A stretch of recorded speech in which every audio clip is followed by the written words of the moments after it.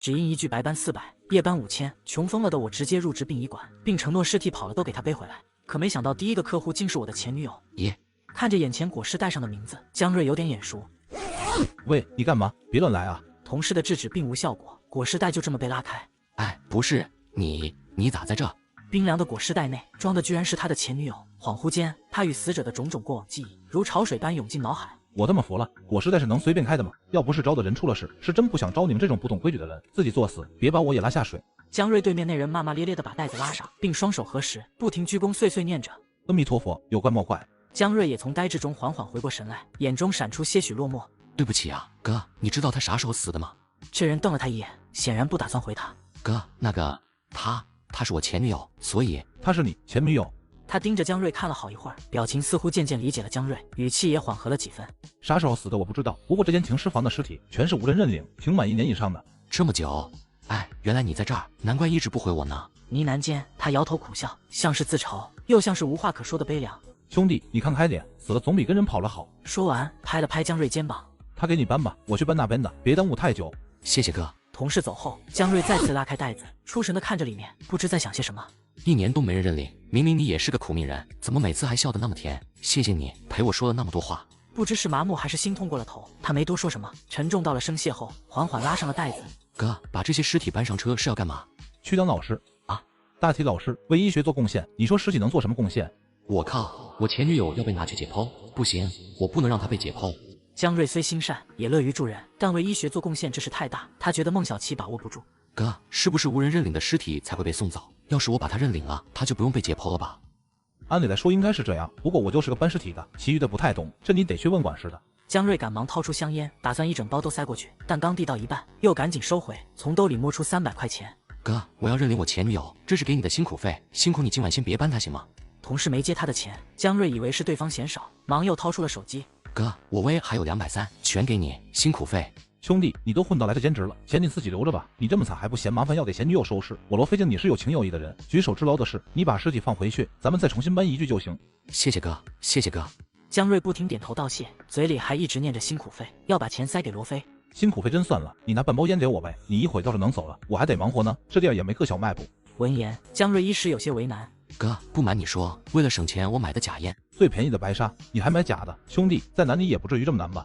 爸妈死得早，没上过什么学，现在找好工作都要学历。算了，假烟我不抽，抽多了咳嗽。别愣着了，赶紧干活吧。兼职结束，江瑞和罗飞打了声招呼，便离开了停尸房。此时的他心里五味杂陈，虽早有预料，可亲眼见到还是不免有所感触。你下，这么大个推车看不见，不知道让一下。江瑞低头看去，运尸车上面盖着白布，白布边缘露出一只手，灰色的衣袖上全是血迹。不好意思啊，不好意思啊。他连连点头致歉，对方也没多说，迅速推着运尸车离开。难怪你之前手那么冰，一直待在这儿，能不冰吗？相识一场，明天就把你领了，不会让你被解剖的。江瑞走出殡仪馆，四周一片寂静荒凉，一阵凉风吹过，他没忍住打了个冷战。哎，最近是真有点虚啊，都6月了还觉得冷。他没多想，只当是刚从停尸房出来，还不适应，走到路边，左右看了看，连个共享单车都没有，从这打车回去，少说的100吧。虽然刚挣了800，但花100打车，不免有些肉疼。可就在他一筹莫展时，身旁却突然明亮。进城市吧，巴士走不走？江瑞没接话，下意识瞥了眼车牌，感觉有点熟悉。小伙子，别想了，赶紧上来吧。这时候想进城至少都得150，还不一定能碰到车。我也是顺路才收80。江瑞左右看了看，司机说的没错，这里确实很难打到车。想着明天还要认领孟小琪，咬牙点了点头。小伙子，你坐后面，之前有个女人抱着小孩给我尿车上了。江瑞哦了一声，拉开后车门坐了上去。也是上车的那一瞬，他感觉身子轻松不少，肩上的寒意也随之消失。小伙子，你一个人进城吗？你女朋友不去？我哪有什么女朋友？司机愣了一下，随即看了眼车外，尴尬笑了笑。对，还是你们年轻人会玩。江瑞只当司机莫名其妙，而且越看他越觉得眼熟。师傅，我们是不是在哪见过？好像是有些眼熟。我想起来了，我在鹿岳山下载过你，当时你在车后神神叨叨，自言自语，给我吓得不轻。不过那天还真多亏了你。听此，江瑞也是立刻想到，那晚他和孟小琪爬完山后，打了个车一起离开，期间司机遇到了喝醉的流氓，他俩还下车调解来着。师傅，你比我还会过日子，过去这么久了也不洗车，还让客人坐后面。下车后，看着出租车渐渐远去，江瑞不由得摇头感叹：真牛逼，挂着空档也能跑70码。显然，他知道自己又撞鬼了，是上车不久后发现的。自幼聪明入微的他，那么近的环境，突然出现一辆车，怎么会听不到声音？而且车子全程挂着空档。江瑞不知道的是，在他进楼后，出租车返了回来，车窗摇下，司机双目无神地看着大楼。爬到3楼时，他已累得直不起身。之前就是扛桶水上楼也不是难事，可当小琪消失后，他身子一天比一天虚。估计是最近兼职做的太多了，明天去把小琪领了，正好生日，休息一天。跑了一天，江瑞累得不想洗漱，在沙发上坐了会儿就准备休息。原本静得出奇的出租屋内，房门突然有节奏地响了4声。他没什么朋友，能敲他门的不用想也知道是谁。我在楼下一听到动静就知道是你回来了，这么晚才回来，去哪儿发财了？王辉说着靠近江瑞，拱了拱鼻。你身上味道咋这么熟悉？经常背尸体的粉丝们都知道，裹尸袋里除了尸体，还有可能是前女友。半夜敲门的也不一定是外卖员，也有可能是阿飘。有啥事？我准备睡了，而且不是给你说过别来找我吗？江瑞发现王辉今天的脸色特别差，很白，像抹了过期的腻子，笑容也特别僵，和那个司机有些像。咋办？你小子屋里藏女人了？王辉佯装询问，实则快速弯腰，一下拱进了屋子。你还别不欢迎我，实话告诉你，少爷，我最近走运了。他一屁股坐到沙发上，朝江瑞挑了下眉。我今天还面试到了一个好工作，你说我这是不是走运了？说完，他双手往脑后一放，悠然自得靠在沙发上。哎呀，倒霉那么久，终于翻身了。有事就说，说完快出去。江瑞不想他在屋里久待，王辉顿时有些无语。我真服了你，一屋子破书，还整天不让人进来，搞得谁想偷你破书一样。那你有事快说，我明天还有事，准备休息了。休个屁！今晚咱们好好庆祝。庆祝？没错，就是庆祝！庆祝我找到了工作，终于可以不用饱一顿饿一顿的干傻缺兼职了。啊，我知道了，你快走吧。江瑞神色淡定，不过语气却透出些许急切。走个爸爸，不都说了得庆祝吗？你就不想知道我找了个什么工作？不想，你赶紧走吧。你酸了对不对？王辉起身笑看着他，故作高深。算了，我也不卖关子了，我找到了份高薪工作，慈山殡仪馆，月薪3.6万。什么？这下江瑞确实有些意外，因为他刚才兼职的地方就叫慈山殡仪馆。怎么样，羡慕吧？我今天去面的试，主管一眼就相中了我，以后咱也是月薪过万的高收入人群喽。江瑞确实有些羡慕，一个月挣3万多，能买好多书了。好了，不逗你了，你放心，我先进去打头阵，等我站稳了脚跟，肯定也把你带进去。为了庆祝这个伟大时刻，咱们必须整点，快把你下午买的凉菜拿出来，再开2罐啤酒。换作平常，江瑞早把他赶了出去，但今晚因为孟小琪的事儿，江瑞心中很不得劲，也想和人说说话。他上下打量了王辉一阵，又仔细看了下他衣袖，随后叹气一声：“行吧，那就整点儿。”真香啊！王辉凑近凉菜，用力闻了闻，迫不及待地拿起筷子开动。嘚死我了，一晚上都没吃东西。找到归宿挺好，你在里面好好干，我就不去给你添麻烦了。你这说的什么话？其实吧，认识你这么久，我觉得你是能干大事的人，只是差一个机会。不过你确实太倒霉了。江瑞表情僵了一下，尬笑着没接话。我咋感觉你今天身上的味道好熟悉？说话间，王辉下意识靠近他，用力吸了一口。衣服没来得及换，估计是汗味吧。平时你不是也不换衣服？那倒也是，瞧你那衣服脏的。他吃得很快，江瑞都没怎么动，凉菜就见了底。真饱啊！王辉长长打了个嗝，还是对着江瑞打的，但没啥味道。谢了，到时我发工资一定请你吃大餐。对了，还有人等着我呢，我先走了。随后他就像个木偶人一样起身就走，没一点多余动作。他的走姿也怪异，还一直不停用力呼吸，嘴里细细呢喃着。好熟悉的味道。出去后他也没关门，江瑞只好自己上前把门关上。真的好熟悉。你有病啊，吓老子一跳，信不信我把你脑袋夹碎？嗨，不好意思啊。王辉嘿嘿笑着，但在江瑞眼中却有种不怀好意的感觉。躺在沙发上看了会儿认领尸体的流程，江瑞便呼呼睡着。第二天早上，江瑞带上身份证出了门，赶了差不多1半多路时，他突然停下。一群医务人员、救护车横在路中，看着面包车上印着恒天人力接送，江瑞觉得有些耳熟，但也没多想。刚抵达殡仪馆，江瑞便看见了王辉站在对面的树底下，脸色煞白，一双眼睛直勾勾看着他，机械般的朝他招了几下手，嘴角挂着奇怪笑容。江瑞不禁疑惑地皱了下眉，随后他决定过去看看啥情况。与此同时，他感觉衣服被什么东西扯了一下，但也没在意。就在他刚往左边看去，耳边突然猛地响起震耳欲聋的喇叭声，一辆货卡从他眼前呼啸而过，而马路对面的王辉居然不见了。王辉呢？刚才好像没看到有这么个标牌啊，奇怪了，兴许最近太累，看错了吧？江瑞这次没有呢喃，声音相对较大，好像故意让人听见一样。说完便朝殡仪馆大厅走去。你好，认领家属。名字？孟小琪。阿姨手在键盘上敲了会，凑近屏幕仔细看了看。是22岁、23年进馆的孟小琪吗？没错，是他。我需要准备。家属早上不是已经领了？啊，姐，会不会是弄错了？人命关天，要不劳烦您再看看。工作人员也明白这是不能马虎，立即看向屏幕。和你确定下，孟小琪，女，22岁，端城5县人，是这个吗？是的，是的。那就没错，他早上被领走了。听此，江瑞刚还笑着的脸瞬间木了下来。请问一下，是谁认领的呀？不知道，我们这只负责录入信息，具体你去3楼问。哦，谢谢呀。小伙子，中午别人都下班了，你2点半再去吧。我如果打车的话，是不是？他呆滞的在窗前站了好一会儿，久久才走向大厅座椅，一坐下便满脸懊悔。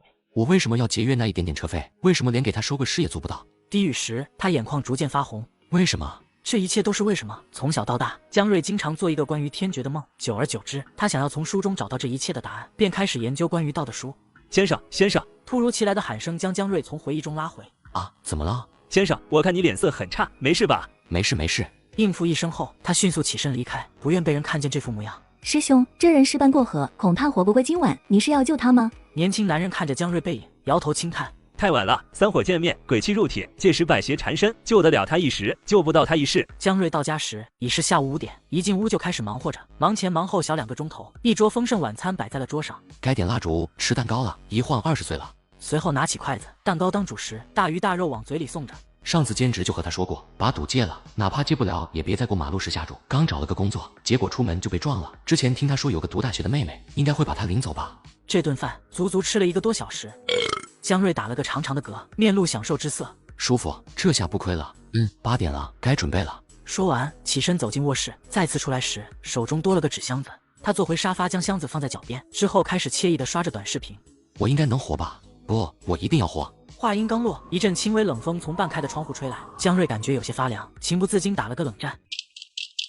谁啊？虽然知道是谁，江瑞还是先喊了一声，并无人作答。房门依旧有节奏地响着。谁啊？说话。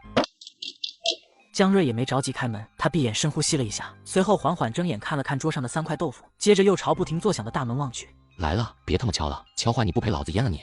他不仅语气暴躁，走姿和表情也显得格外愤怒，好像故意做出的一般。他一把拉开大门，大晚上敲个坤巴，不知道老子这门是个古董。嗨，不好意思啊，你特么有病是不是？让你别来你还来，还特么不要命的敲，当我没脾气是吧？王辉的吸气声很沉，一动不动地盯着江瑞。他正欲开口，江瑞转头就走向屋内。来都来了，正好我搞了桌饭，今天便宜你了，下次再敢不要命的敲我们，看我不砍断你的手！江瑞骂完也没管他，怒冲冲地坐到沙发上，刚一坐下，他都没听到半点脚步声，就见王辉已一动不动地站桌边，还直勾勾地看着他。朋友为了拉我当替身，竟引诱我过马路，殊不知早已被我识破。晚上我做好一桌子菜，坐等鬼上门。看个锤子，我刚吃完没来得及收，你要吃就吃，不吃拉倒。今晚的江瑞像变了个脾气，出口就是国粹，时刻都是恶狠狠模样。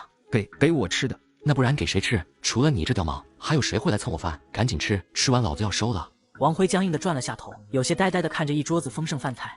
他想开口说些什么，但又停住了。好，那我先吃。说完，王辉走到桌子前，木讷地坐下。对呀，好香！你怎么知道我好久没吃东西了？一旁的江瑞隐蔽地皱了皱眉，他一直都在仔细盯着王辉。王辉风卷残云般吃着，边吃边不停拉着个嗓子。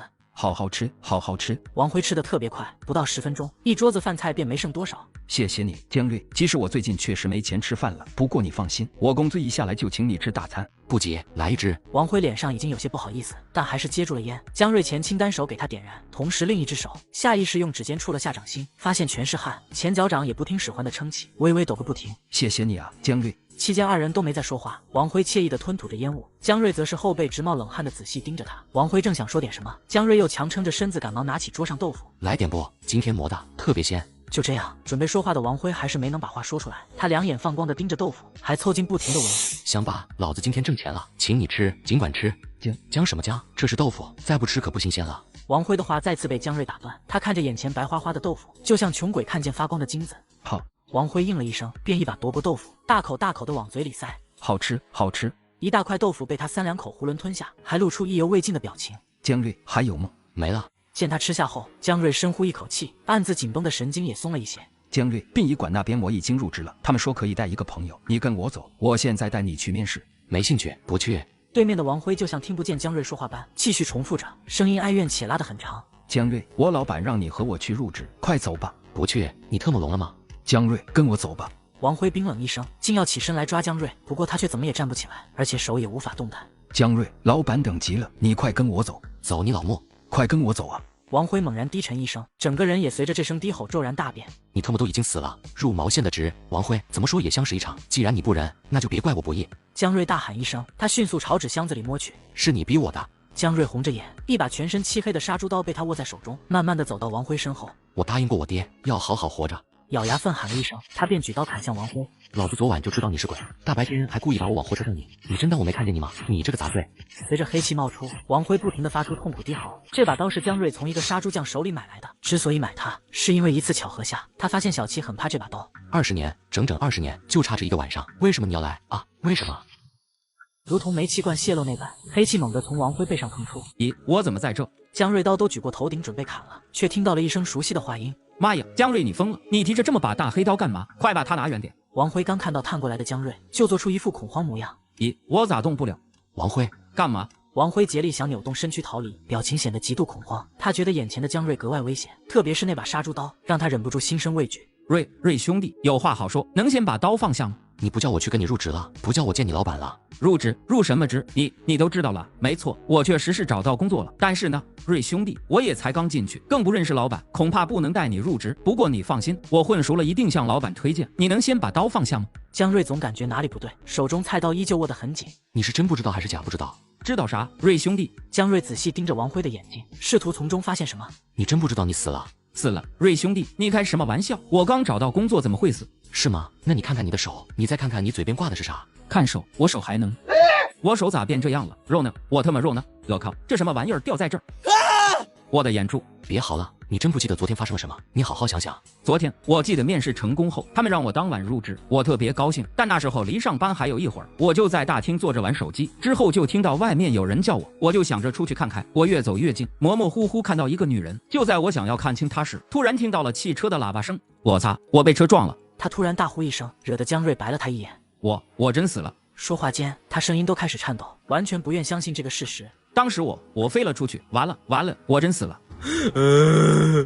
别他妈嚎了！江瑞将刀抵到他脖子上，继续说，为啥你昨晚吃了饭就走？今天好端端要我跟你入职，是不是后来发生了什么？你不说，我一刀宰了你！别，江瑞，你把刀拿开好吗？我有点害怕。你都特么想害我了，你还好意思委屈？别给我废话，快说！我说，我记得听到喇叭声后，脑子里一直有个女人叫我。再次睁眼时，居然莫名其妙回到了家里，而且脑子里那个声音越来越频繁，冥冥中好像要指引我去什么地方。紧接着就听到你开门声，我当时特别饿，就想着找你蹭顿饭再出门。女人是不是一个穿黑色皮衣、披着头发的女人？对，那女人很凶，她身边还有个小孩，比她还凶。其他人看起来倒是和我差不多，只是缺鼻子少眼，挺正常的。然后我就记得她叫我带你过去，安排入职。江瑞看着王辉，紧皱眉头。那小孩是不是后脑勺留了一小撮辫子？没错，是有辫子。没想到。呢喃间，江瑞隐蔽地看了眼时间。你昨晚说我身上味道很熟悉，又是啥意思啊？熟悉味道？熟悉什么味道？江瑞，我想起来了，那个女人想害你，他们一会就要来了，你快跑，得赶紧找个地方躲起来。听此，江瑞脸色大变，眼神闪过一丝慌张。啊，那我躲哪去？去我那儿，你躲我屋子，他们就找不到你了。王辉显得比江瑞都急切。快去吧，他们一会就来了。但是这么晚了，你女朋友会让我进去吗？这话问的王辉一愣，停滞了一下，他才开口。你就说你有危险，他肯定会让你进去的。好，我走了。一会儿他们来了，你咋办？没事，你不用担心我，大不了我和他们拼了。江瑞神色感动，随即拿起桌上豆腐。兄弟，我没啥感谢你的，就用这个报答你吧。瑞兄弟，我刚吃的好撑还不饿，你别管我了，快躲起来吧。好。江瑞应了一声，迅速朝门边迈去。也正是江瑞离开的那一瞬，王辉嘴角勾起一丝不易察觉的阴冷弧度。我躲你老木，要是能躲，那臭女人就不会跟我大半年了。再说了，你有个屁女朋友，还骗我说刚才不记得了。不记得你咋知道不能吃豆腐？你当我是傻子吗？江瑞这次砍得更狠，每一刀都双手高举，奋力挥砍向王辉脑袋。王辉痛苦惨叫，黑气止不住地从他身上冒出，同时鬼脸极度扭曲。片刻过后，便做了一个模样阴森的中年人。你砍不死我的，一会儿我能动了，我要把你肚子挖开生吃了你。还你能动了？老子一直都有看时间，你至少还有半小时才能动。这要是砍不死你，我以后就不姓江。江瑞察觉到这鬼虽然虚弱了不少，但的确不像刚才那般痛苦了。不应该啊！你刀的杀气已经耗光，我看你还……只见他话说到一半，当场哑巴了，嘴巴大大张着，发不出一点声音。你哪来那么多杀猪刀？哪来的？当然是买的。没跟他废话，江瑞举刀继续暴劈。别砍了，我错了，我刚和你开玩笑的，我这就走，绝不会再来纠缠你，立马就走。你自己走多慢啊！我送你走吧。随着一声能穿破耳膜的痛苦嘶吼，男人坐的位置显出一个像被烧过的人形印记，而后他彻底消失不见。死了吗？还真是难杀。这算是江瑞第一次与鬼正面交锋，说一点不害怕是假的。他心有余悸地喘着粗气。他既然不是王辉，那王辉去哪儿了？而且怎么觉得他这么眼熟？我肯定在哪见过，一时又想不起来。他们竟然是一伙的，为什么他会先来？一时间无数疑问袭来，但眼下没精力想那么多，得想办法熬过今晚。他看了眼时间，又从纸箱子里拿出个正方形小盒子，之后就像刚才那样坐着，连门也没关。坐着坐着，江瑞有些犯困，恍惚间，江瑞沉重的眼皮缓缓塌下。再次睁眼时，江瑞傻眼了，周围是人声鼎沸的火锅店，而他则像个局外人一般看着这一切。熊孩子火锅店各种做，父母非但不管，甚至还口出狂言。不料竟遇到狠人，直接教他做人，一家人就要整整齐齐。你好，能不能看好小朋友？刚才差点把我绊倒，要是汤底洒在别人身上怎么办？你算老几？我怎么教小孩轮得到你指手画脚？端盘子就好好端你的盘子。不会教就别生，差点把我绊倒你还有理了？烫到别的客人你负责。老子负责就负责。你刚说什么？什么叫不会教就别生？有种你再说一遍。就是你个穷逼服务员，也配教我们怎么管孩子？老板呢？老板给我过来！你不教，有的是人替你教。我穷怎么了？你个发瘟的老母鸡，嘴巴给我放干净点。小兔崽子，信不信老子今天就送你点医药费？江瑞虽然珍惜这份工作，但都被人骑到头上拉屎了，哪会认怂？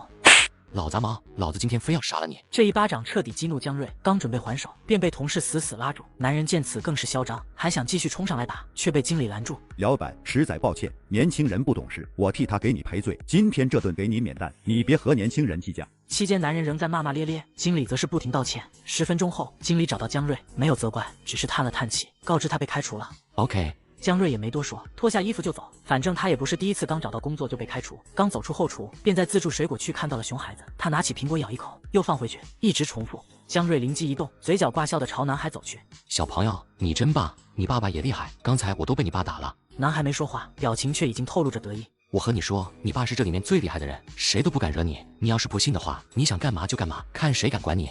画面中，江瑞看着自己离去时，在门口与2个中年男人错过。没多会，男孩就踩到凳子上，开始又跳又喊，闹着闹着，扯起桌上餐巾纸，到处乱丢。纸巾很快被熊孩子丢完，又端起茶杯，喝了一口后，将水从嘴里吐出来。能不能管管这熊孩子？从进来就吵得人头疼，现在还把水吐锅里，还让不让人吃饭了？我家孩子就吐了，怎么着？不就是个锅底吗？老子又不是赔不起。回怼完一声，男孩父亲便朝服务员大喊：“给他俩换10个锅底，算我账上。”男人见这父亲居然是这种态度，更生气了，还想继续说点什么，却被同伴拉着坐下。吃个火锅都不安分，有得吃你就吃，唧唧歪歪跟个娘们一样。此话一出，男人当即又站起，另一人则是将他死死拉住。算了，何必和这种人置气？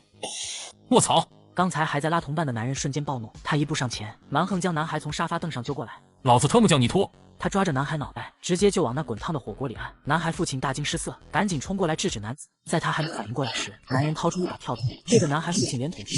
有钱是吧？今天你有多少钱都买不回你的命。旁边的孩子母亲早已被吓呆，而男人显然也没打算放过他，上前拽住他头发，野蛮地拖到跟前。你不会叫，那就投胎好好学。说着一刀插进他胸膛，女人倒地。10分钟后，店里涌进大批警察和医护人员，而2名男人也早已不见踪影。难怪呢，难怪我那天在门口蹲了那么久，一直到关门都没看到他们出来，原来是被杀了。刚感叹完，江瑞顿觉眼前一晃，四周再次变了样。这次一眼就发现了自己坐在最后一排，正缩着身子睡觉。这不是我第一次进城坐的那辆车吗？江瑞像个透明人站在车中间，没一人能看到他，如同一个局外看客。怎么会是他？他咋会在这？江瑞居然看到了刚才他杀的那个鬼，就坐在女人前面，正看着报纸。看着看着，他摸出支烟点燃。但车里抽烟开窗户啊，我坐车闻不得烟味。男子瞟了他一眼，看表情显然没打算搭理大妈。师傅，有人在车里抽烟，你管不管？一会我吐车里，你可别怪我。大妈也没打算善罢甘休，语气十分强硬。后面的江瑞正想开口说点什么，注意力却被前面皮衣女人吸引。他皱了皱眉头，随后摸出手机按了几下屏幕。10分钟后，熄火，开门。7、8名警察，个个手里举着枪，小心翼翼地朝小巴靠拢。别动，都别动！警察同志，是我报的警，就是我前面穿黑色皮衣的这个女人。闻言，众人齐刷刷看向女人。别动，把手举起来。警察同志，我干嘛了？我手里抱着孩子，咋举手啊？警察同志，他没带毒品，但是他是人贩子，那个小孩就是刚被他拐来的。这句话瞬间引爆车内，饶是警察也愣了一愣，没敢放松警惕。很快，女人和江瑞都被控制住。警察同志，真是我报的警，我怕你们来得太慢，人贩子跑了，才说这有50公斤毒品。这不，你们来得多快，不到10分钟，来这么多人，这下人贩子跑不了了。你知不知道报假警是犯法的？警察同志，我知道你很生气，但你先别气，能不能听我说？说完咋处理我都行。江瑞抱着头抬起脑袋，真诚地看着警察。这女人是个人贩子，她手里的孩子就是刚拐出来的，现在抓她就能救孩子一命。你胡说！警察同志，你们可千万别听他胡说，我都不认识他，孩子明明就是我的孩子，这人连警都敢乱报，8成是个疯子，你们可千万别信他。警察没做声，开始仔细观察起女人，发现她仅是表现出恼羞成怒，并无其他异样。哟，你心理素质还挺强。江瑞见此，情不自禁地调侃了一句，随即信心满满地看着警察。警察同志，这么冷的天，他自己都穿了件厚皮衣，而这个婴儿却只是薄薄一层襁褓，哪个母亲会这么不心疼自己孩子？况且从我上车到现在，这婴儿就没发出过半点声音。我家小孩吃饱睡着了，你没带过孩子，你懂什么？睡着了，刚才有人开窗户抽烟，我都被吹醒了。距离更近的婴儿却一点反应没有，怎么着？他比我还能睡？警察同志，我怀疑他被打了药。你放屁！我家小孩生病了，我就是特地带他去城里看医生的。江瑞像看傻子一样看着女人。看病？这么小的孩子带出门，就算出门急没准备衣服，奶瓶奶粉该准备吧？我就姑且算你喂的母乳，但我坐后面这么久了，我可没闻到你身上有母乳味。警察同志，你们看他耍流氓！我家小孩是因为突然发病，我为了赶车着急出门才先带小孩看病，吃的穿的，孩子他忘晚点就会拿过来。女人说着说着眼泪就掉了下来，还蹑手蹑脚的准备摸手机。你们不信的话，我现在就给我老公打电话证明，我们就在这等着。不过我先声明，我小孩是急性发病，到时孩子有个3长两短，我一定要告你们。听到要担责，警察眼中明显闪过一丝犹豫。不用这么麻烦，警察同志，我敢打赌，他到现在都不知道婴儿性别，你只需询问他婴儿性别，便能知道他是不是人贩子。你平白无故冤枉我一个带孩子的女人，现在还耽误我孩子看病，我为什么要告诉你？真是没天理啊！这么多人欺负我一个女人。这声泪俱下的一幕，看得江瑞一脸黑线。同志，别哭了，这要怪都怪他乱报警，没人欺负你。这样吧，既然你着急给孩子看病，坐我们的车，我们送你进城。不用了，我和我老公约好在车站会合的，不然下车后太冷了，孩子扛不住。好，那你别太伤心了，都是我们的不对。正值这时，上一秒还在好言安慰的警察突然动手，一把夺过孩子，而后另外一个警察火速上前摁住女人。你真当警察叔叔是傻子啊？别人早就看到了你的高跟鞋，着急出门，没时间带孩子衣服，有时间穿高跟鞋。江瑞说的没错，能在这么快出警的警察，怎么会没有洞察力？之前一直没动作，只是怕女人伤害到婴儿。江瑞则是看着1年前的自己走下了车，而他仍待在车里，车辆也终于发动，继续朝城里驶去。真特么服了，抓个人贩子就不知道下车再抓，非特么得在车上瞎耽误功夫，这要误了我的事，我非找那臭小子麻烦。就是不知道下车后再报警，自己想当英雄还把我们也拉进来。车上乘客无一不在抱怨，不知是想射出了神，司机过弯居然没减速，小巴车冲破围栏就从山坡上滚下去。原来如此，我说他怎么变鬼了？感叹间，再次睁眼时，他回到了屋内，还是那么阴冷。强烈的阴风从窗户外吹来，发黄的白炽灯也在此刻闪个不停。江瑞用力拍了拍脑袋，试图让自己清醒，同时下意识看向门外。阴冷的屋内荡起一阵阵笑声，他们面无血色的脸上勾起一抹诡异的笑容。靠，笑我，给你们脸了！嗤声一句，当即从纸箱里抽出2把杀猪刀。我以为那一巴掌是还不了你了，没想到你自己送上门来。今天不把你尸砍出来，我都算你拉得干净。还有你们，他举着杀气腾腾的杀猪刀，一一扫过门口众鬼。生前是一群人渣，死了也不安生。老子今天叫你们鬼也做不成。来啊，不怕死的就来！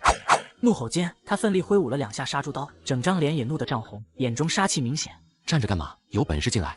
这招果然有用，鬼脸迅速都沉了下来。屋内猛然刮起剧烈阴风，江瑞把双刀握得很死。好在阴风来得快，散得也快。当江瑞睁开眼的一刹那，他瞬间绷紧了全身神经。先前那些白灿灿的死人脸骤然突变，江瑞竭力压制着恐惧，让自己保持愤怒。只是恶心了些，我一点都不怕。他知道绝不能表现出害怕，哪怕后背早被冷汗打湿，表面也不能有任何异样。不就是几张烂脸，吓不到我。走，跟我们走。终于，一直沉默的众鬼开口了：“来陪我们一家。”哎，老杂碎，那一巴掌害我好几天翻来覆去睡不着，老子今天还给你！一刀砍下去，男孩不停的手居然被一刀砍断，他双刀大挥大舞，越砍越兴奋。几刀下去，被砍的那几只鬼竟都露出忌惮表情，开始后退。来啊，不是要拉我走吗？见鬼都退到了门口，他也停了下来，大口喘起粗气，怒瞪着门口。此时，门口的众鬼突然发出哀怨低吼，而后战战兢兢地挤向角落，浑身发抖地哽咽着，像是在害怕什么。这让江瑞感到强烈疑惑和不安。不许嚎，给老子都安静点！江瑞大吼一声，再次给自己提气。猛然间，江瑞耳边开始响起一阵阵笑声。你来陪我玩，你是我的。诡异笑声掺杂恐怖喊声，不停在屋内回荡。装他妈傻！江瑞比划着刀，不停环视着屋内大吼。我知道是你们俩藏头露尾，有本事就特么滚出来！他喊话气势很足，但脚下已微微发软，手心冷汗像自来水一样冒出。以为笑2声就能唬住我？臭娘们，跟了我大半年，你以为我不知道？老子早看到你了，活着老子都不怕你，现在死了老子照样不怕，有种给我滚出来！果然，此言一出，尖锐幽怨的女人笑声消失了。还有你，小杂碎，生前你爹妈教不好你当人，老子今天替你爹妈教你做鬼。正好我今天做了一桌子的菜，唯独没烧火锅，有本事出来，老子就拿你来当配菜。江瑞话音刚落，桌子猛然翻飞，锅碗打碎一地。显然，这句话彻底激怒了小男孩。这突如其来的动静令江瑞下意识躲跳2步。也正是动的这一下，他突觉大腿一凛。我操！哥，你说过我是这里面最棒的。放你老母！江瑞第一时间就认出了小男孩，恐惧的本能让他抬腿就踢，不料踢了个空。小男孩不知什么时候出现在了门边。我妈在这。江瑞觉得小男孩的气息太过诡异，光是离他近一点都会呼吸困难。我操！还没来及细想，他再次惊呼，一张白灿灿的女人脸凭空出现在他面前。你不是不怕我吗？接二连三的暴击令江瑞有些神经失调，大脑几近于崩溃。他赶忙用刀身拍了拍脑袋，示意自己清醒。此刻皮衣女人也和小男孩一样，并齐站在门边，身后众鬼缩在一起瑟瑟发抖。我怕你个坤巴，臭娘们！我是嫌你恶心，生前丑的跟坨屎一样，死了连屎都不如。老子行得正，走得直，该怕的是你。果然，一顿臭骂后，感觉底气足了不少。还有你这个小杂碎，上次没机会教训你，今天非叫你鬼都没得做。兴许是给自己打气打得太足，骂上头的他居然主动提刀冲过去。这一刀砍在女人正脑门上，女人没有任何痛苦反应，面目凶狠。你死！他猛然怒喝，探出鬼手朝江瑞脖子抓去。好在江瑞反应快，另一把刀砍在鬼手上，这才躲过了这一掐。这时小男孩也动了，他迅速退开劈了一刀。小男孩非但不痛苦，反而勾起极度兴奋的笑容。嘿嘿，终于能吃到你了。不好吃，我要吃你！现在情况本就够危急，女人也扑了过来，她一双有皮无肉的骨手掐向江瑞脖子。死，你死！女人边掐边发出瘆人的鬼笑。好吃，你好吃！男孩疯狂地咬向江瑞。危机时刻，江瑞准备赌一把，他双腿弯曲，用大腿暂时夹住男孩，而后腾出另一只手，摸向口袋里小方盒子。我靠！哪怕被女鬼掐住脖子，江瑞也没忍住奋力骂出这一声，因为他放错了。女鬼依旧死死掐着他，江瑞感觉自己快没力气了，眼珠翻得只剩眼白。我要好好活着！怒喊一声，他把最后一丝力气全放在了拇指上，继续按了下方盒子。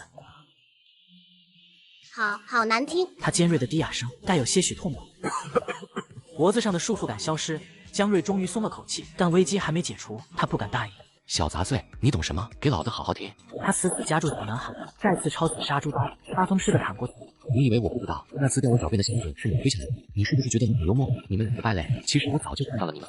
江瑞发现，在男生诵读下砍他，冒出的黑气在成豆增长。江瑞砍得正欢，突觉眼前一黑，是女鬼又在掐他。我操，还来！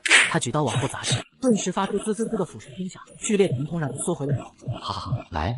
江瑞喊完也不再管女人，闷头继续砍男孩，仿佛有用不完的力气。大哥哥，我错了，好痛！痛是吧？痛就对了，要是不痛，我岂不是白砍了？江瑞瞪着眼癫狂大笑，仿佛他才是恶鬼。之后又是猛地劈砍，一脸虚弱的男孩猛然嘶声尖叫，力气也大了不少。江瑞知道这是对濒临死亡的反应，多来几刀，应该马上就能砍死他。就在刀即将落下时，男孩身上突然扑过来个黑影，替他挡下了这一刀。江瑞愣神的片刻，男孩奋力挣开束缚，朝门外跑去。江瑞连忙看去，发现众鬼和皮衣女鬼竟也突然不见了踪迹。他躺着看向天花板，露出了疲惫的笑容。到12点了吗？呢喃间，沉重万分的眼皮缓缓塌下。再次睁眼时，他发现自己到了一处奇怪空间，四周一片混沌。心之所成，为之法正，天绝可破，赤子问道，破。霎时间，电闪雷鸣，漆黑的夜晚上空骤然骤亮，一道道刺眼雷电在云中作闪。汉雷九将，不知是福是祸，是吉是凶。师兄，何不补？万万不可！如此天之大兆，不可亏。接上集，女鬼复仇心不死，变成前女友找上门，被我识破露真容，手持七星法器抽。江瑞猛然惊醒，他下意识地捡起手边杀猪刀，一脸惊慌地直起身来。天亮了。他愣了愣，看了眼明亮的窗外后，迅速在自己身上摸着。哎，我没死，哈哈哈，我活了，20了，没死，成了，一线被我求到了。他仰天大喊，模样比昨晚砍鬼还疯狂。20年，整整20年，你知道这20年我怎么过的吗？你绝不了我，江瑞。绝你妈！哪层楼的疯子，大早上不睡觉，疯喊什么？本还想多发泄几句的江瑞，被这突然的斥责给断了思路。活了，多亏你了，谢谢你音响哥。他之所以能活，差不多全靠音响。他也不知道音响里唱的是啥，只知道听不懂就肯定和道有关，便把它下载了。昨晚迷迷糊糊听见了一声破，是不是意味着？想到这，他赶忙跑向书桌，打开那些平时看不了的泛黄书籍。我靠，能看了，看得见了。白纸黑字，清晰明亮的印在他眼中。他疯狂翻寻着，在一本很薄的小册子最后一页，看到了天绝2个字。江瑞看得若有所思的点了点头。这么多杀，难怪从小到大，谁接近我、帮助我，都得倒霉。原来梦中的随心而动是这么个意思，让我保持善良初心，以善消恶。继续看下去，江瑞还是没看懂，不过看到寿字，他觉得很重要。天绝的寿终于破，功劳、品德弥补苦的生命终于破，弥补。我靠，该不会是说命的终点在天绝破的这一天，我苦难的命需要功德来弥补，才能继续活？他越想越慌，啥是功德？上哪找功德？顾不得继续看下去。要是人都死了，知道天诀是什么也没用了，不敢耽误，又迅速折回书桌，手忙脚乱地翻找着书籍。找到了，斩妖除魔，不会是诓我吧？叫我去杀鬼，靠杀阿飘续命，整天和阿飘打交道，背着音响提着菜刀到处跑，这和死了有啥区别？嘴上虽然这么说，但手上已开始翻找如何对付鬼的书籍。他可不想死，翻了好一会，一本名为《邪僻》的书吸引到他注意。吴道，是不是就是我说这种普通人？可以，还给普通人留了招。江瑞心头一喜，一字不漏地仔细研读着。半小时后，他看完了7则杀鬼妙招，但却开心不起来。寸泉尺、七星柳、雷击木、虎正爪，上哪找这么些东西去？而且还只能对付刚入煞的。抱怨间，他突觉一阵眩晕。卧槽，下午2点了，光顾着看书，饭都没吃。屋内乱得不成样子，江瑞现在没啥心思收拾，他料定那些玩意儿晚上肯定还会来，必须做好准备。几口康师傅下肚，整个人精神不少。犬寸尺，1寸长的狗牙，七星柳，7条做七星，七星辟邪，专打恶鬼，打一下鬼就矮3寸，这应该够对付那臭娘们和小杂碎吧？大致看了下这些东西，发现最便宜和最容易搞的就是七星柳。正好小区大门处有棵柳树，想到就做。江瑞迅速带刀出门，大约半小时后，拉回来了10多根柳条，便按照书中方法编柳条。夜幕逐渐落下，江瑞也赶在天黑之前编好了七星柳，走到屋子中央，双手将其捧住，眼神坚毅。3火进屋着。喊完，迅速用柳条在肩头扫了一圈，又在头顶点了一下，然后咬破中指，将第一滴血滴到七星柳上。以血作引，3火进会，仙气入林，驱魔斩妖，开。数诀念完那一瞬，江瑞异常兴奋，顾不上虚弱，满脸殷切地盯着七星柳。应该搞定了吧？他像宝贝一样将柳枝缠在手心，坐在沙发上只等他们整上门。来了。江瑞皱了皱眉，右手暗自握紧手中柳条。谁呀？无人作答，依旧是不停地敲门。来得正好。他眸中闪过一丝狠绝，朝门边走去。房门打开的瞬间，江瑞瞳孔猛颤，当即眼前一亮。小琪，你怎么来了？瑞哥，想你了，我就来了呀，你不欢迎我吗？正高兴的江瑞眉峰微微抬了一下。你还知道啊？这么长时间没来找我，我还以为你把我都忘了呢。别在门口站着了，快进来屋里坐。瑞哥，你拿把刀干嘛呀？小琪有些害怕地看着杀猪刀。哦，没事。江瑞随手把刀丢到桌上。最近楼下老找我麻烦，我还以为是楼下的又来了。说着便走回沙发。小琪，真是抱歉，家里是不是有些乱？没事呀，我帮瑞哥收拾就行了。不过什么？不过我要瑞哥答应我一件事。什么事？我要你先陪我出去玩，我们都好久没出去玩了。他睁着一双水汪汪大眼睛，不禁让江瑞心生动容，眼神也暗淡了下来。是啊，我们的确很久没出去玩了。瑞哥，那我们快走吧，我知道一个特别好玩的地方，我要你陪我去。好。江瑞宠溺点了点头。对了，小琪，你吃东西了吗？现在饿不饿？话音刚落，2坨白花花的豆腐就递到小琪跟前。你好不容易来一次我家，我总得表示下，吃点东西再出门吧。今天刚磨的，很新鲜的，闻闻是不是很香？看着白花花、软黏黏的豆腐都伸到了嘴边，小琪下意识深吸了口气，不自觉地舔了舔嘴唇。这么些天没见，你都瘦了，先吃点吧，吃饱了才有力气玩呀。豆腐越递越近，已经碰到小琪泛白的嘴唇。小琪眼珠直盯着豆腐，有几分犹豫，还有几分渴望。江瑞全都看在眼里。快吃吧，你之前不是最爱吃了？江瑞刚说完，小琪突然主动抓起豆腐，大口地往嘴里送。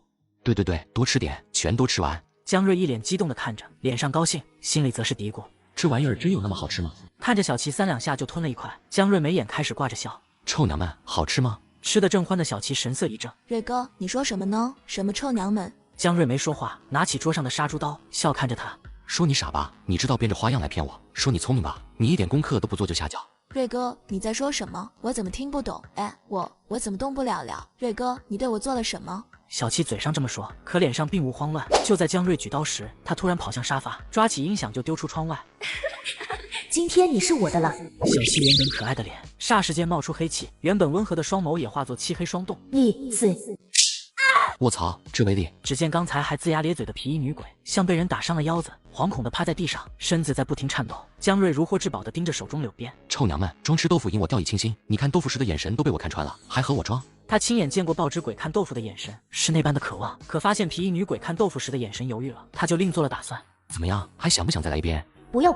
女鬼惶恐地蜷缩着身子，害怕到了极点。这大半年，你时不时在远处看我一眼，但却没对我动手，是不是因为小琪？说，还有他一直没再出现，是不是你们做了什么？说着他就准备挥鞭，吓得皮衣女赶忙哀怨出口。之前你火太旺，我煞气不够，没法靠近，而且我做的手脚每次都被你抖过，所以才远远看着你。那小琪呢？你们把她怎么了？那个女孩确实找过我，还和那个小孩打了一架，她打赢后就不见了，我和她没接触的。江瑞皱了皱眉，不太相信这女人的话，他冷笑地看着女人。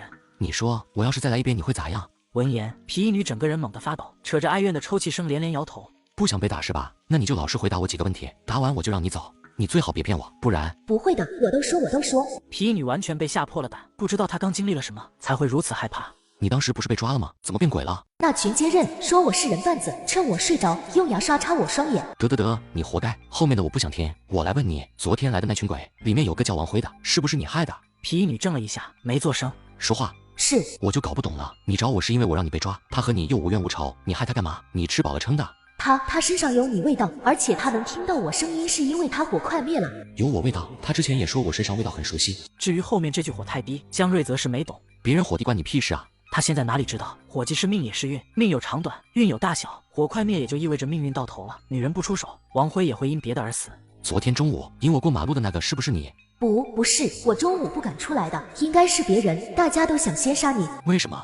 因为我们都是被你害死的。狗屁！你们这群人渣！你拐卖小孩子，我报警抓你有错吗？你还有怨气了？你有想过那些被拐卖的孩子吗？你让我走好吗？我保证以后再也不缠着你了。别说话！江瑞用柳鞭指着他，随即拿起旁边的书。他不想浪费鞭子次数，想看看有没有关鬼的法子。万一几鞭下去没打死他，那小杂碎来了就麻烦了。你别动啊！敢动我就是一鞭。皮衣女鬼现在极度难受，蜷缩在地上不停发抖，伤口处的红色物质一直不停地灼烧着她。找到了，臭娘们，你运气好，做了这么多。咦，你咋了？怎么透明了？他看到皮衣女人的脸不再恐怖，但是却越来越透明。救！女人痛苦不舍地看着江瑞，从脚到头再迅速消失。这就死了？我靠，这也太帅了，还附带延迟伤害。感叹间，江瑞莫名感觉身子有股舒畅感。正感叹时，房门又突然剧烈震动，而且比以往任何一次都剧烈。来得正好，给老子续命。你特么！门刚一打开，门里门外都愣了。你别乱来啊！现在可是法治社会。你是谁？我前天刚搬来的，我住3楼。你来干嘛？我被吵得睡不着，我问4楼住户，但敲了半天门没人理我，我就以为对不起。胖子索性不解释了，直接就鞠了个躬。从胖子敲门到现在，江瑞都没感觉到任何阴冷和异样，见他表情也不像那些恶鬼般僵硬。不好意思，我有癫痫，一发病就爱大喊大叫。没事，难怪呢。见江瑞收了刀，胖子也松了口气。难怪啥？难怪一直喊痛，你身体要不紧？要不去医院看看吧？啥？喊啥痛？小兄弟，你从昨晚后半夜就一直在喊痛，我今天刚倒下床又听见你喊，这么痛下去可不行啊！昨晚后半夜？江瑞皱了下眉。你确定是你楼上？肯定啊，我还特意站在床上听你疼成那样子，我昨晚一晚上都没睡着。胖子住3楼，他楼上就4楼和5楼，可江瑞根本没喊过什么痛。江瑞立刻便想到什么，除了痛还喊啥了？胖子一时也描绘不清，索性就模仿起来。哎呦，好痛！他把声音拉得特别长，表情也情不自禁勾出痛苦。江瑞看着没忍住笑了笑。与其被那个小杂碎找上来，不如我去找他，早杀早解决。小兄弟，别笑啊！你真这样喊的？其实吧，我一个大男人是无所谓，就是我有个老母亲，她老人家身体不太好，要不咱去医院看看？我知道是谁喊的了，今晚就让他喊不出来。江瑞冷不丁说了一句，转头走向书桌，将刚才翻的《天地阴阳传》揣进口袋。走吧。走哪儿？你要去医院了吗？胖子看着江瑞提着刀去医院，一时觉得自己遇到了疯子。江瑞没理他，很快来到4楼。王辉门前似乎比别的地方更冷，这感觉江瑞再熟悉不过。胖子，把门撞开。什么？撞？磨蹭什么？你别激动，别激动。我叫你撞就撞，出事了我负责。昏暗楼道中，举着刀的江瑞让他很是害怕，特别是知道江瑞还有病。别激动，我撞。他心想着，要是出事了，就说自己是被逼的。门打开的这一瞬，微微扑面的阴冷顿时让江瑞紧住心神。我操，兄弟，不关我事啊，都是他叫我撞的。王辉，原来你俩认识啊，兄弟，你咋大半夜不睡觉，在那蹲着干嘛？吓我一跳。而且刚才我敲门，你咋不理我呢？江瑞，我昨晚不是故意的，我也不想的，不知道怎么救。你别杀我不想再死了。王辉表现得比胖子还怕，身子不停颤抖，缩在墙边。杀你！兄弟，你要杀他？别啊，你还年轻，可别冲动。有什么事我们坐下来好好谈，千万不能做傻事。你别废话，给我站那边去，敢乱动，我先砍你。他担心胖子以为他是杀人犯，会上来抢刀牵制他，给王辉可乘之机。你听见没？马上给我站过去。好，小兄弟，你可千万别冲动，我过去，我现在就过去。见胖子没了威胁，江瑞才看向王辉。王辉，你还有没有良心？之前你掉进河里，要不是我出手，你早淹死了。昨晚为什么和那个臭娘们来害我？王辉身子不停颤抖，连忙低头摇着脑袋，像个做错事的小孩。对不起，我也不想的，我不知道，我真的什么都不知道。好痛！江瑞眯眼仔细盯着他，同时还警惕着周围，他担心小男孩也在这。这换谁不痛？感叹间，他不禁联想到什么，立即惊恐地看向江瑞。不会是你砍的吧？现在的小年轻也太狠了，是真下死手啊！王辉，到底咋回事？那天晚上你吃完饭离开后发生了什么？你不说清楚，我马上杀了你！你最好给我闭嘴，不然连你一起砍！江瑞眼神冷厉，当即将胖子嘴边的话噎了回去。江瑞，是我对不起你，但我真的不知道，那晚我被他叫过去后面啥也不记得了。等我睁眼时，觉得胸口好痛，还看到你一直在砍他们，然后就被你吓跑了，但又不知道该往哪儿跑，我就跑到了这儿。听完这些，胖子嘴巴张得巨大，人都被震傻了。砍他们，还一直砍。他现在100%确定江瑞是个变态杀人狂，脑中已开始盘算如何逃跑去报警。我警告你，你待在哪儿，我保证你没事，但要是乱动，我保你先死。江瑞的话音不大，但听在胖子耳中却如一声惊雷。放心，我一定不会动的。昨天中午，慈山殡仪馆门口叫我过马路的是不是你？王辉赶忙摇头，没有。虽然我啥也不记得，但我白天不敢出门的。如果王辉说的是真的，那人应该就是报纸鬼了。他之所以要搞清楚这件事，是因为当时他感受到身后有人拉了他一下，他怀疑帮他的是小齐。江瑞眉头紧锁，并没完全相信王辉。你知道是谁砍的你不？我不知道。说着，王辉畏畏缩缩地看了眼江瑞手里的刀。不过我觉得可能是你砍的，但我不怪你，真的。江瑞，我好痛，我好想小月。见王辉表情哀苦地望着他，江瑞语气情不自禁地缓和下来。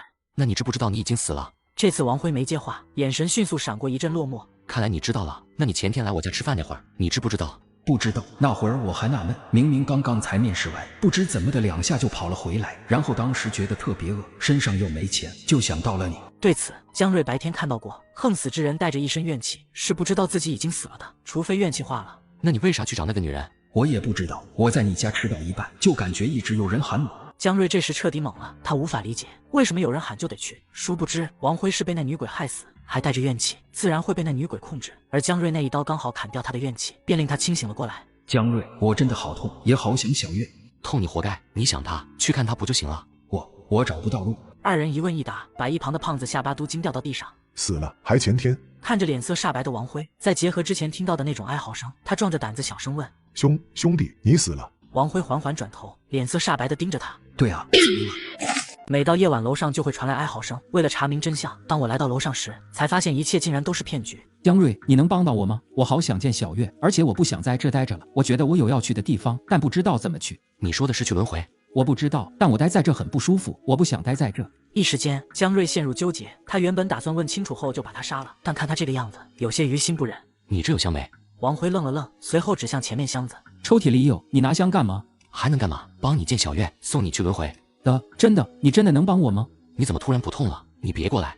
嘿，兄弟，其实我今天没那么痛了，我故意装的。他话音未落，江瑞右手瞬间蓄势待发。兄弟，你别那么紧张，我绝不可能害你的，我刚说的那些都是真的。那你为啥骗我？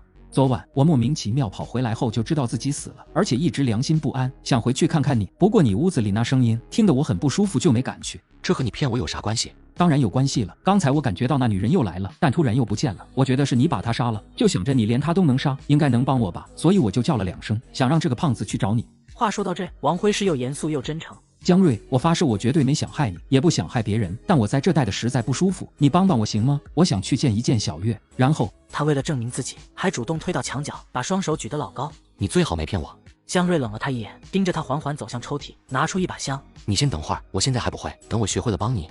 你现学？那咋了？好吧，也只能这样了。江瑞抽出3支香点燃，没再管王辉，便开始学习渡鬼。王辉则是不停地吸气，不多时，那3根点燃的香以诡异的速度在燃烧。还好，兄弟，还好什么？还好你头七没过，还能去看看亲人。要是过了会怎样？你又没过，你着急什么？你这有毛笔、黄纸、朱砂没？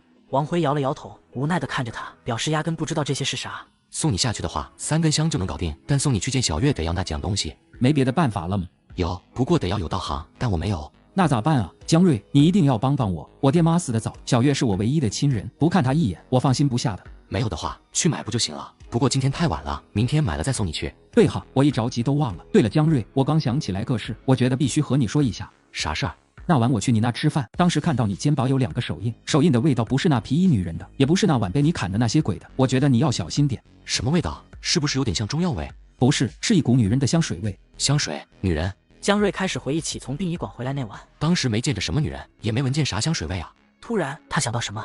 对了，我上出租车时，那司机看着车外，问过我女朋友咋不上车，难道是那会儿？江瑞眯了眯眼，看来还有高手。我之前只见过那人贩子和小杂碎，这女人又是哪冒出来的？之后江瑞点了点头，知道，多谢了。走之前，江瑞看了眼地上的胖子，也没多说，挪步走了过去。别装了，再不起来，他可过来咬你了。你别过来啊！大叔，别人压根就没怎么着，是你自己吓自己。你看，从头到尾他多看过你一眼吗？还不是你自己主动找他搭话的。他真的是鬼吗？江瑞嘴角一笑，随即故意扭曲着表情。他不是鬼，我才是鬼。救命啊！胖子被他吓得哇的一声，扭头就朝门外跑。王辉，明天买那些东西得要钱，但是吧，我的经济条件……对此，王辉再懂不过了，他遗憾叹了口气，眼神悲切地看向卧室。我床垫夹层里面有张卡，里面有5万，你取1万块钱买东西，剩下的帮我转交给小月行吗？太多了，虽然我没买过，但应该要不了1万那么多。剩下的就当做我感谢你的。你要是不好意思，那就给我烧几条华子，活着时舍不得抽，如今也奢侈一回。行。次日，江瑞在手机上找了家红白喜事店，将所需物品全部买齐。老板，定神香还有没？就在江瑞准备拎着东西离开时，店门口走来了一男一女。师兄，你看，竟有这种事。男人也皱了下眉，颇显好奇地打量起江瑞。看够了没？不好意思，我看先生你气色好了许多，一时有些好奇，是我失礼了，抱歉。江瑞只是哦了一声，没过多交流，提着东西离开了店子。师兄，你上次不是说他没救了吗？可我看他3火好像长起来了，尸斑也退了许多。男人眯眼仔细盯着江瑞背影，想必是有高人出手。上次见他时，说他黄土埋到眼睛都不为过，就算是师傅出手，恐怕也无力回天。不知是哪位高人，能让他3火再有回火之时。师兄，你是说救他的人比师傅都厉害？年轻男人这次没回答，只是略微出神。出神间，突然又见江瑞急忙地折返了回来。老板，我也要1包定神香。他虽不知道这是啥，但能确定眼前这2人是道士，他们都买，没理由自己不买。刚才咋不说让我跑来跑去好玩？老板随即把一小捆东西先丢给了年轻男人。涨价了，3000。3000，算了，我不要了。3000买几根破香，我吃饱了撑的。这一操作秀了老板和旁边2人一脸。靠，买不起你问什么？拿我开涮是不是？站住，你别走！老板追出门口，破口大喊：老板你好，方便告诉我一下，他刚都买了些什么吗？打听着干嘛？别人买啥关你啥事？老板吃了年轻人一句，随即一脸冷漠。小城头咋样了？死了没？有劳老板挂念，不过自从1年前师傅他老人家回关养伤后，我也时常联系不到他。老小子命还挺硬，这都没死。多谢老板关心，我们就先告辞了。走走，赶紧走，别等着我做生意。临近下午，江瑞才回到出租屋，没做休息，吃完饭便开始看书。期间，江瑞为了避免小男孩敲门，索性直接将门打开。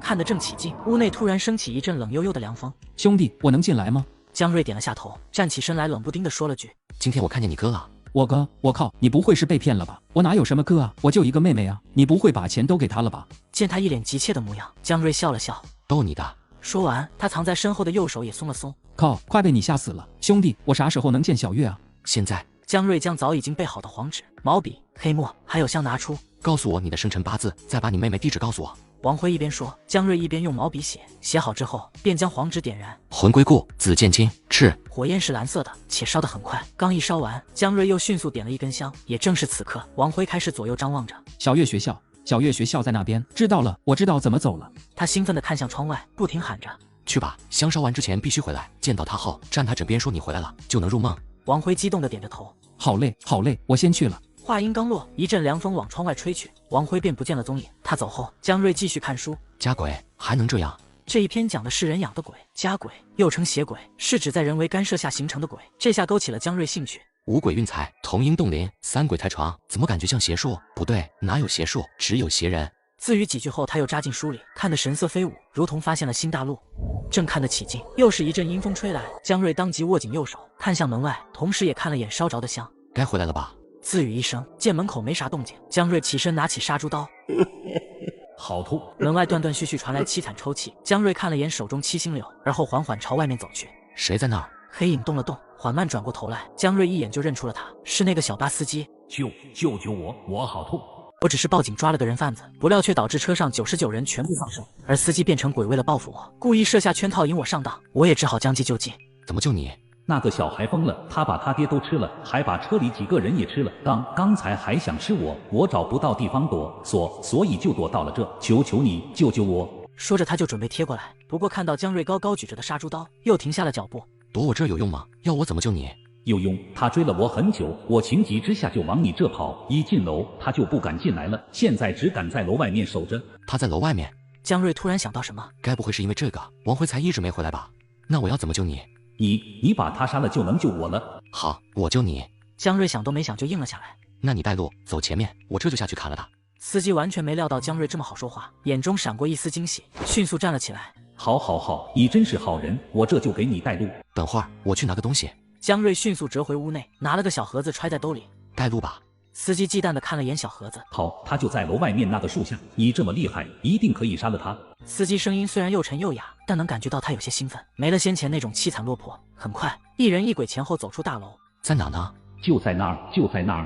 司机激动地指着前面那棵树，江瑞则是仔细看着。哪儿呢？我咋没看到？你现在不就看到了？你早有准备，给我死！被砍了一刀的他，面目更加狰狞，歪着头继续扑来。没声音帮你了，看你今晚怎么死！嘿嘿。江瑞闷声边砍边吐，一刀刀下去，杀猪刀的杀气越来越少。你杀不死我的！司机诡异地笑着，眼神异常兴奋。糟了，没办法了！江瑞大喊一声，把刀一丢，迅速朝旁边跑。司机赶忙追赶，就在他鬼手即将抓到江瑞时，突然被一道黑影撞开。我又来找你玩了，你来陪我玩。小杂碎，你可算出现了！兄弟，你快走，我挡住。就在王辉要冲过来帮忙时，江瑞一边打的小男孩猝不及防，这边打完没再管男孩鬼，又以极快速度奔向司机。刚冲过来的王辉都懵了，忌惮地看着江瑞手中的鞭子。兄弟你……江瑞没管他，而是快速来到男孩边上。王辉，你见着你哥了？见不对啊，江瑞你咋了？我是去见我妹。听此，江瑞微微松了下眉。不好意思，刚才被吓到了，记错了。与此同时，凄惨刺耳的叫声在周围响起。小男孩面目狰狞的脸和胸口上，深深印着2道骇人的口子，伤口处附着有一层红色物质，不停灼烧着他。兄弟，我刚回来的时候看见他在门口，我就没敢过去。江瑞没接他话，为了防止男孩鬼逃跑，又给了他腿上一鞭。小杂碎，还知道引我出来？不过蠢猪就是蠢猪，当初我一句话能让你死，今天一句话照样让你死。收拾完男孩，江瑞又朝司机走去。他只挨了一鞭，但看着比小男孩难受许多。你刚在我门口不是叫好痛吗？现在愿望满足了，开不开心？大师，我错了，放我一马，我立刻就走。大师，求求你高抬贵手。那个女人也是说让我放她走，按理说挨一鞭虽然痛，但也不是不能跑吧？都是躺在地上，让我放他们走。江瑞哪里知道，这七星柳又叫缠鬼鞭，打中就别想着跑，何况他还打的是缠龙结。我真是纳闷了，你一个司机自己把车开下山来找我干嘛？此话一出，司机挣扎着痛苦鬼脸，恶狠狠瞪来。都是你，要不是被你耽误，我怎么会死？好，是我，那你好好享受，看你这实力，应该享受不了多久。江瑞嘲讽完后没再管他，重新走向男孩。有些人呢，就是天生的坏，和年龄无关。像你这种畜生，说你是畜生都侮辱了畜生。男孩不停扯着脑袋嘶吼着，像是在挣扎着什么。嘶吼几声后，他嘴里开始发出可怜的哭声。大哥哥，我知道错了，我好痛，我以后一定改。你哪是知道错了，你只是知道痛了。江瑞其实还想再来一鞭的，但七星流只剩2鞭，不能浪费了。在他走向男孩时，那边的司机从脚到头渐渐开始变得透明。我一定不会放过。和那皮衣女人一样，小巴司机话没说完就完全消失，而挨了3鞭的男孩仍在哀嚎，这让江瑞有些意外。吃了亲爹的果然厉害，看来还是没人性的畜生皮比较厚。小男孩撕裂着嘴巴，恨意滔天地盯着江瑞，没一会也开始变得透明。眨眼功夫，四周重新归于平静。也正是此刻，先后2股令人舒服的气雾钻进江瑞体内。江瑞，他死了吗？怎么样，还顺利吧？我给小月托了梦，说我要走了，让他以后好好的。那就好，你在这等我，我上去拿东西，然后送你下去。很快，江瑞提了一堆东西下来。兄弟，送我下去要这么多东西吗？江瑞笑了笑，当即从袋子里摸出条华子。送你下去呢，要不了啥东西，不过你在上面穷了一辈子，总不能让你光着手下去吧？说完，他把袋子提起，噼里啪啦倒出一大堆东西。兄弟，这烟下面可能没有，可以理解，但没必要买这么多东西吧？给我烧几张1万冥币不就好了？我拿着钱，自己想买啥买啥，多方便。你懂什么？之所以没买冥币，是这玩意儿动不动就上亿，导致下面通货膨胀的厉害，现在都不认了。现在下面最管用的还得是黄金这种硬通货。王辉听完，两眼放光。真的，兄弟，我王辉这辈子有你这个兄弟，值了。江瑞没说话，拿出打火机把东西点燃，就那么烧着。其实你应该算我在这个城市最熟悉的人。火光摇曳之后，他们都没再说话，一人一鬼站在火堆前，就那么看着东西烧着，彼此心里都明白，东西一烧完就再也不会见了。兄弟，要有机会的话，帮我照顾这点小月。火焰缓缓退去，江瑞拿出一根香，我现在送你下去。好，烧的东西我给你加了个咒，下去后默念财通八道，东西就会出现在你手中。谢了。虽只是一句平淡道谢，但王辉心里知道，这是江瑞怕他路上被抢。江瑞把香点燃，中食指并拢，轻喝一声：尘归尘，土归土，6道入轮回，香引往生路。江瑞念完，把香递给王辉，拿着香，跟着烟气走，快去吧，天快亮了。兄弟保重。花了1下午时间，江瑞编好了2根七星柳。昨晚过后，他打算以抓鬼为生，既能挣钱，又能攒功德。18香火进屋垢，20仙攻速显灵。念完后，又拿出准备好的黄纸，随即将其点燃。真火入凡，降妖驱邪，赤。黄纸以不可思议的速度瞬间烧完，且神奇般的一点灰烬也没留下。成了。江瑞满眼放光的拿起2根七星柳，这开关看起来挺简单，其实操作起来也没多难嘛。不知道这两边比我上次做的如何？江瑞看了眼时间，今天打算出趟门，把王回留的钱给他妹妹。临走时，他看了眼七星柳，决定将其带上。小兄弟，小兄弟，怎么是你？你不是搬家了？小兄弟，可算等着你了，你可一定要救我。救你？你咋了？胖子眼里挂着血丝，一脸疲惫。我在这等了你2天，一直没见你下来，我又不敢上去找你，今天可算等着你了。等我干嘛？小兄弟，我撞鬼了。撞鬼？江瑞眉头一皱，心中却暗喜，不过脸上则是不动声色。你不怕我也是鬼？哪能呢，小兄弟，那晚上你们对话其实我全都听见了，当时我只是太害怕才会跑，我知道你是有真本事的，这次你一定要救我，不然我死定了。哦，这么说你还遇见过没真本事的？胖子苦笑了一下，没有接话。小兄弟，你帮帮我行吗？胖子像抓着救命稻草般抓着江瑞衣服。抓那么死，现在又没鬼，说说吧，咋回事？好，我这就说。见江瑞没拒绝，他激动地点着头，赶忙松了手。最近换了新手机，剪辑快多了。大家换新后，旧的都怎么处理的？像我每次换下来的旧手机、平板、手表，都会叫转转免费上门回收，价格满意现场打钱。我那台15还卖了3500多，躺在家里就把手机给卖了，特别省心。要我说，趁着旧机还值钱，赶紧叫转转上门回收就对了。事情是这样的，那晚见过你后，我被吓得一晚上睡不着。第2天，我就把我母亲接回了家。晚上睡觉时，总感觉有人站我枕边呼吸，我还以为听错了，也没当回事。可半夜起来喝水时，看到冰箱旁站了个人，居然是我一个死去的朋友。当时给我吓坏了，可仔细一看又不见了。第2天晚上，我回来的有点晚，家里人都睡了，可刚一开门，居然看到他坐在我家沙发上，一直对着我笑。然后昨天晚上，我又在地下车库看见了他，他这次没笑，一直瞪着我，嘴里不停地喊要我赔，要我赔。江瑞看了眼他眼眶，着实是黑得不成样子。书中有说，宁听鬼哭，莫见鬼笑。鬼哭诉冤，鬼笑。除了笑之外，他有没有冲过来咬你、抓你什么的？那倒是没有。他脸恐怖吗？恐怖，很恐怖，阴森森的，脸煞白，特别是那个笑容，快把我吓死了。江瑞听后没忍住笑了笑，实在是胖子表情太丰富。小兄弟，你别笑啊，真的很恐怖，不过比你那个兄弟差了点，他身上没伤口。虽说江瑞想攒功德，但还是得谨慎，打算摸清对方实力。你朋友死多久了？咋死的？大概有2-3个月了，是高血压，血管爆了没抢救过来死的。他死的前2天，我还和他去钓过鱼。不对啊，生老病死属于自然死亡，基本不会有怨气，自己就会下去。小兄弟，什么不对？他死之前有没有受啥委屈？应该不委屈吧，他儿子挺孝顺的，名下还有2栋楼收租，天天就是钓鱼，哪会有委屈？小兄弟，怎么了？很棘手吗？江瑞现在基本能判断出，这只是一只普通恶鬼。那倒没有，解决是可以解决。真的吗？胖子心头一喜，眼中闪出希冀。那我们走吧，我真不想看到他了。现在不太行。咋了？胖子立刻慌了，随即想到什么。小兄弟，你放心，不会让你白干的，只要你能解决，多少钱我都愿意。不是钱的事儿，我现在得去办件事，早就答应好别人的。小兄弟，你要办什么事？办多久啊？我送你去行吗？真的，我今晚不想看见他了。我再不睡觉的话，我感觉我要死了。倒是没啥大事，就是去医科大学帮朋友送个东西。那就好，小兄弟坐我车吧，我送你过去，10多分钟就到。有车坐，江瑞自然不会拒绝。喂，你俩干嘛的？你们是不是学生？想要干嘛？阿姨，我找我朋友，有东西要给他，他叫王。要找谁就打电话让他自己下来。你们在这骚扰女同学，我叫保安啦。江瑞话没说完，宿管阿姨就冷声呛过来。胖子轻轻拉了拉江瑞衣角。小兄弟，你看这时间都……他的意思是时间不早了，想让江瑞提前准备驱鬼的工具。毕竟上次听江瑞说什么黄纸啥的。那我们走吧，我改天再来。胖子连忙笑着应好，还抢先跑上前给他把车门拉开。小兄弟，注意碰到头。从小到大，江瑞还是第一次被人这么对待，总感觉怪怪的。刚一到家，胖子就神经紧张的四处张望，身子紧紧往江瑞身上靠。你家人呢？我怕他们也被吓到，让老婆带着孩子和我妈回娘家了。小兄弟，你真有把握对付他吗？要是不行的话，我会不会死啊？你把心放肚子里，安心坐这等他来就行。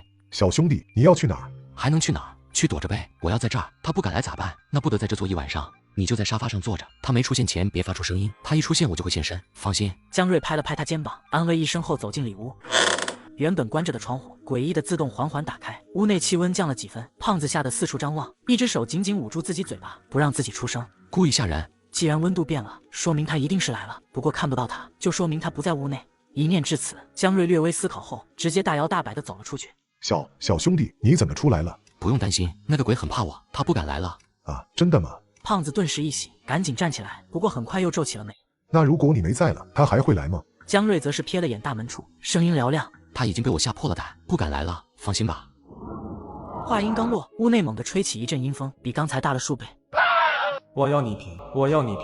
门边那人顶着张毫无血色的白脸，眼神空洞地盯着屋内，边喊边往屋里慢慢走来。小兄弟，救命！江瑞打量了下对方，眼睛没啥颜色，看着也不恐怖。你别叫了，吵得我耳朵疼。你还挺恶趣味的，来了又不进来，一直躲在门外，很好玩。此话一出，那鬼愣了一下，没想到江瑞居然一点都不怕他，立刻把鬼眼瞪大。小鬼，不关你事，干捡鬼。人有生死，界分阴阳，既已身死，为何无故逗留人间，要当这孤魂恶鬼？说到这，江瑞眸光突作冷厉。怎么，人当不成，鬼也不想做了？你是谁？为什么要管他的事？我可是鬼。哼，给你脸了，我现在给你2条路：一，让我送你走；二，我送你走。说完，手指轻轻一松，七星柳立即垂落于手中。哼！病号鬼不屑地瞥了眼七星柳，还准备说2句大话，不过就这一瞥，他顿时大惊失色。小师傅，别动手，我走就是了。不走不行，因为看到鞭子那一瞬，他闻到了好几只恶鬼的味道。这就认怂了。算你识趣，不过你现在有怨气，即便强行送你下去，也无法轮回。你真是病死的。江瑞觉得他的死肯定另有隐情，他眼睛虽不像南海鬼那般浑浊，眼神却还是有着很强的执念，眉心处也有些许黑气缠绕。不是，是他害死的我。此话一出，刚才还平静的病号鬼突然情绪失控地指着胖子。他简直不是人，我之所以死了也不能下去，都是因为他。我老李，咱说话凭良心多。你先别说话，你继续说。事情是这样的，半年前我和他去钓鱼，那会是夏天，蹲了一晚上，喂了一晚上蚊子，全身都是包。就在天快亮的时候，我终于上货了，而且还是正口，起码有30几斤，这么长一条翘嘴。老李你先别说话。胖子想说点什么，再次被江瑞制止。然后呢？这不问还好，一问病号鬼就立马满腔怨火，怒瞪着胖子。然后超鱼的时候，这傻缺给我放跑了，我让他小心点，他说他是专业个得了。他这歇斯底里的模样，仿佛把胖子吃了都不解恨。江瑞虽然不钓鱼，但听着也是有些郁闷。有这事？胖子苦笑着点了点头，不过表情十分委屈。小兄弟，确实有这事，但并不是像他说的那样。那是啥样？的确是我不小心放跑了他的鱼，但哪有他说的那么大？当时我距离最近，不仅看得最清楚，我还超了一下，最多也就2斤，不能再多了。你放狗屁！我亲眼看见的，至少50斤。听到这话，江瑞当场就惊了。刚才不是还说起码30几斤吗？怎么又变至少50斤了？胖子无奈地看向江瑞。小兄弟，其实他最开始给我们身边朋友说的是10来斤，后来听他儿子讲，他临死前说是大概有20多斤，我也不知道怎么就越来越大了。我不管，你就说是不是你放跑的吧。病号鬼越说越怒。那天回去后，我整晚睡不着，血管就是这么爆的，害到我死后也找不到下去的路，一心就想让你便宜。江瑞观察过了，这病号鬼怨气不重，但执念很深。若是靠七星柳一边下去，虽能驱散怨气，可他也会跟着没。